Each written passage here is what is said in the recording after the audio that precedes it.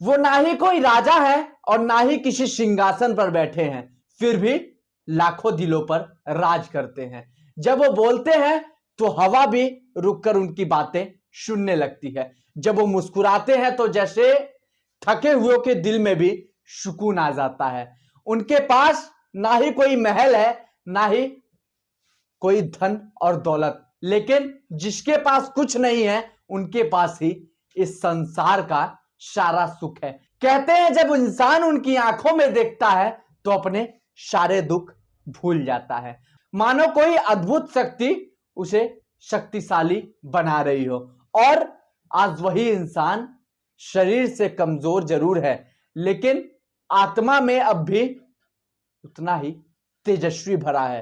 कौन है वो जिन्हें संसार को प्रेम से जीना सिखाया, जिन्हें कहा ईश्वर डर से नहीं प्रेम से बसता है। मध्य प्रदेश के सतना जिले के एक साधारण से परिवार में जन्म लेने वाले एक बालक। इस बालक के पास कोई विलासिता नहीं थी, कोई बड़े सपने नहीं थे, लेकिन आंख में था सिर्फ एक सवाल, आखिरकार मैं हूं कौन। उनके बारे में कहा जाता है जब बाकी बच्चे खेला करते थे तो मंदिर में बैठकर ध्यान मुग्ध हो जाया करते थे। मां बाप ढूंढा करते थे तो वो कहीं और खोए हुए नजर आया करते थे। छोटे से ही उनके अंदर कुछ अलग ही प्रतिभा थी, एक ऐसा आकर्षण जो शब्दों से परे था। लोग कहते थे इस बच्चे के अंदर भगवान बसते हैं। युवा होने पर उन्होंने गृहस्थ जीवन छोड़ दिया, न कोई मोह न कोई माया, बस सत्य की खोज के लिए निकल पड़े। कभी वृंदावन में, कभी बनारस में, कभी हिमालय की घाटियों पर वो बस भटकते रहे अपने सवाल के साथ, आखिरकार प्रेम क्या है इस संसार में। धीरे धीरे साधना इतनी गहरी हो गई कि खुद उनकी उपस्थिति से भी वातावरण बदलने लगा। कहते हैं उनके पास बैठते ही चाहे वो कैसा भी व्यक्ति हो उसका मन शांत हो जाता है। वो डराने नहीं समझाने वाले संत बने। उनकी वाणी में ज्ञान था लेकिन शब्दों में मिठास झलकती है आज भी।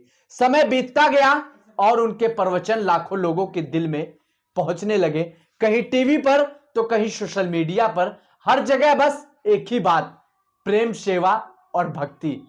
उन्होंने कभी लोगों से चढ़ावा नहीं मांगा, कभी भीड़ में खुद को गुरु नहीं कहा। वो बस कहते हैं मैं भी तुम्हारी तरह बस एक साधक हूं, फर्क सिर्फ इतना है मैं भीतर देखने की कोशिश करता हूं। कि प्रवचन किसी नारे की तरह नहीं लगते, बल्कि जैसे कोई पिता अपने बच्चे को जीवन जीने का मतलब सिखा रहा हो। धीरे धीरे लाखों लोग उनसे जुड़े, भारत ही नहीं विदेश में भी उनके भक्त हैं। सच्चे इंसान की दुनिया, सच्चे इंसान को ही दुनिया परखती है। और जब उन्होंने धर्म को डर से नहीं प्रेम से जोड़ना शुरू किया तो कुछ लोग विरोध पर उतर आए। कहा गया यह नया तरीका है, यह असली संत नहीं है। किसी ने सोशल मीडिया पर वीडियो काट काट कर चलाया, किसी ने अफवाह फैलाई, लेकिन वो मुस्कुराते रहे। उन्होंने कहा अगर कोई मुझे गलत समझता है तो इसका मतलब है मैं नया रास्ता चल रहा हूं। और यही बात उन्हें भीड़ से अलग कर देती है। समय बदलता गया, लगातार प्रवचन, यात्रा और सेवा, शरीर ने साथ छोड़ना शुरू कर दिया है। पहले हल्की थकान, फिर कमजोरी और फिर डॉक्टरों ने कहा दोनों किडनी कमजोर हो गई।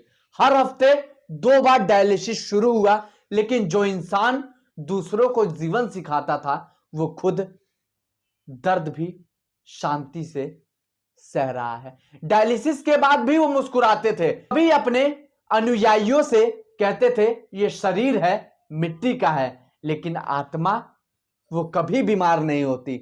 उनकी वाणी में आज भी जीवन का ज्ञान झलकता है। प्रेम करना है तो ईश्वर से करो, मेरे से नहीं। अपने अंदर बसे इंसान से करो। धर्म का मतलब पूजा नहीं, दूसरे का दुख समझना है। जो दूसरे को छोटा दिखाता है वो खुद ईश्वर की नजर में छोटा बन जाता है।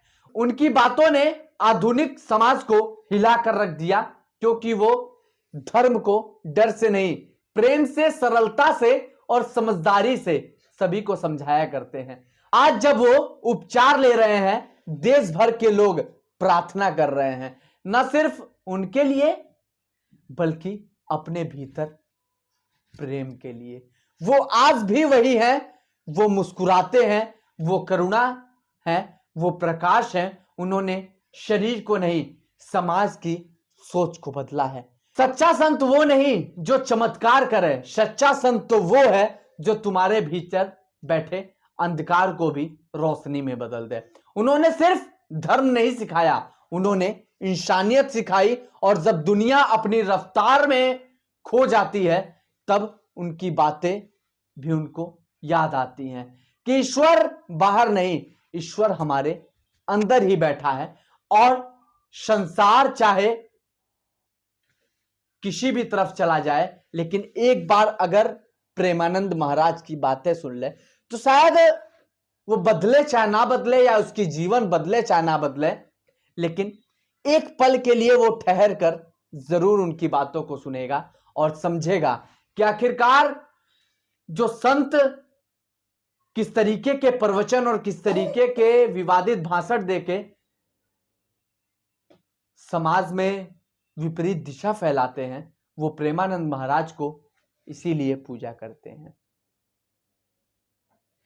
और वो एक कहावत है ना कि समाज को जिस नजरिए से देखोगे, समाज उसी नजरिया का तुम्हारे लिए बन जाएगा। कहो राधे राधे।